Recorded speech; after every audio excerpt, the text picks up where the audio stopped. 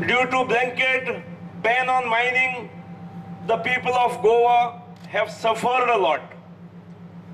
It is just not that the mining industry has suffered, the people in the state had also suffered. And therefore it was required, and it was the attempt of all of us. It was just not the mining industry, it was just not the government, it was the attempt of the people of Goa to see that the mining business is restored.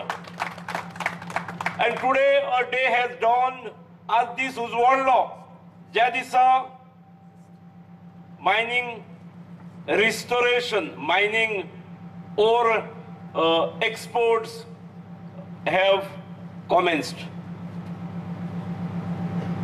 There are many more things, there are few more hurdles which need to be eliminated.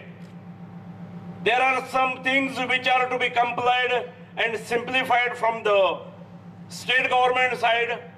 There are a few other things which are to be cleared and supplemented by central government. And there are a few more things which are to be cooperated by the agencies involved here, the truckwalas, the barge owners. This is a 85,000 tonner vessel registered in China. Name of the vessel is MV Ao Hong Ma. And we have the captain of the vessel, Mr.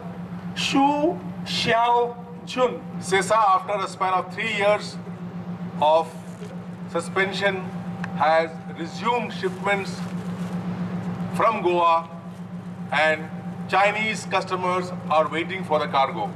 Over the last 3 years, to bring back Goa and all the mining industry back in operations, and I'm happy to say that since 10th of August, our employees at Kodli, Bicholim, Surla, Sonshi have put all their best efforts to allow restart of mining to begin.